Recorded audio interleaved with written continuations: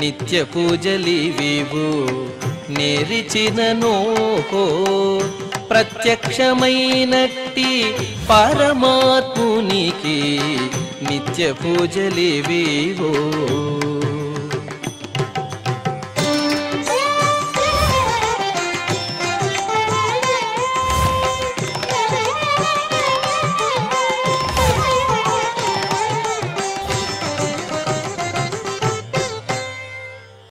ఓం నమో వెంకటేశాయ.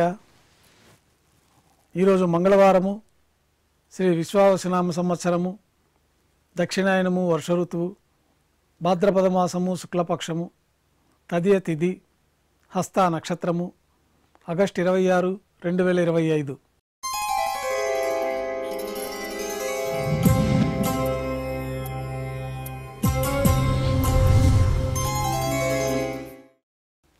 ఈరోజు మంగళవారం విశేషమైన వారార్జిత సేవగా మనం అష్టదళ పాదపద్మారాధన జరుపుకుంటున్నాము. మాధ్యాహ్నిక ఆరాధన కార్యక్రమంలో భాగంగా స్వామివారికి నిర్వహించబడే అష్టోత్తర శతనామార్చన ప్రతిరోజు ఏకాంతముగా తులసి దళములతో నిర్వహించబడుతుంది. ఈరోజు మంగళవారం అదే ఆర్జిత సేవగా భక్తుల దర్శనార్థం 108 అష్టదళ స్వర్ణ కమలాలతో నిర్వహించబడుతుంది. అష్టోత్తర శతనామార్చన తర్వాత శ్రీవారికి మాధ్యాహ్నిక నివేదనలు ఆరగింపు చేయబడతాయి. వెంటనే సర్వదర్శనం ప్రారంభమవుతుంది. ఉభయ దేవేలతో శ్రీ మలయప్ప స్వామివారు బంగారు తిరిచిపోయిన వేంచేస్తారు. మేళతాళాలతో విమాన ప్రదక్షిణంగా సంపంగి ప్రాకారంలో కల్లా కళ్యాణ మండపానికి చేరుకుంటారు. కళ్యాణోత్సవం ప్రారంభమవుతుంది.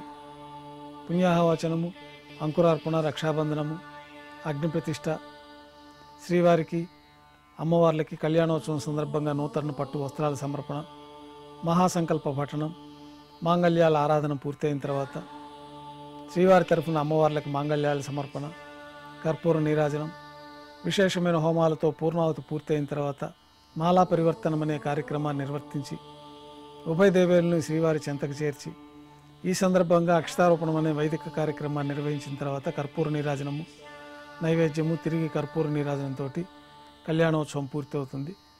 కళ్యాణోత్సవం భక్తులందరూ దర్శనం చేసుకున్న తర్వాత ఉభయ దేవేలతో శ్రీ మలయప్ప స్వామివారు మేళతాళాలతో ఊరేగింపుగా ధ్వజస్తంభం వద్ద గల అద్దాల మండపానికి చేరుకుంటారు.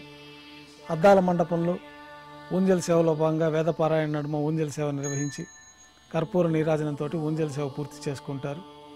ఉభయ దేవేలతో శ్రీ మలయప్ప స్వామివారు ఆలయం వెలుపల కల వైభవోత్సవ మండపానికి చేరుకుంటారు. ఆర్జిత బ్రహ్మోత్సవంలో భాగంగా గరుడ వాహనం పైన శ్రీ మలయప్ప స్వామివారు వేంచేస్తారు. కర్పూర నీరాజనంతో గరుడ వాహన సేవ పూర్తవుతుంది. హనుమంత వాహనం పైన శ్రీ మలయప్ప స్వామివారు వేంచేస్తారు. కర్పూర నీరాజనంతో హనుమంత వాహన సేవ పూర్తవుతుంది.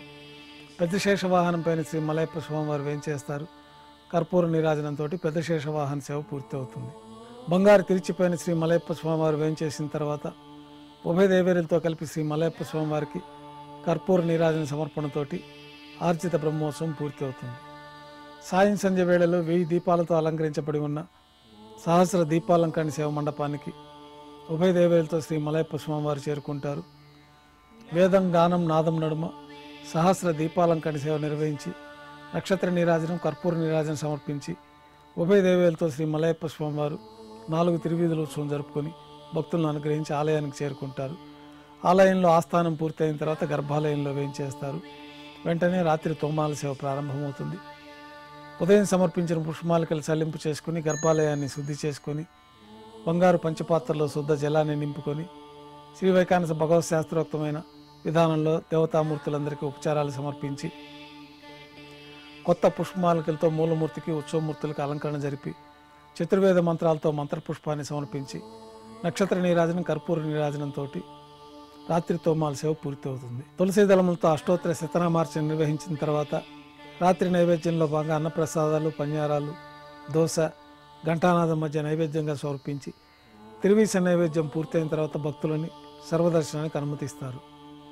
కొద్ది విరామం తర్వాత ఏకాంత సేవలో భాగంగా రాత్రి సమర్పించిన పుష్పమాలికలు సల్లింపు చేసుకొని గర్భాలయాన్ని శుద్ధి చేసుకొని బంగారు పంచపాత్రల్లో బ్రహ్మదేవుల తిరువారాధన కోసమే బంగారు బిందెలోని తీర్థాన్ని సమర్పించి ఏకాంత సేవలో భాగంగా బంగారు పట్టు పాన్పు పైన కౌతుకభేరమైన శ్రీ భోగ శ్రీనివాసమూర్తి వారిని వేంచేపు చేసుకొని దారోష్ణమైన గోక్షీరము, జీడిపప్పు, ద్రాక్ష కలిపిన మిశ్రమము, పండ్లు నైవేద్యంగా సమర్పించి కర్పూర నీరాజనంతో ఏకాంత సేవ పూర్తి అవుతుంది. ఓం నమో వెంకటేశాయ. ఓం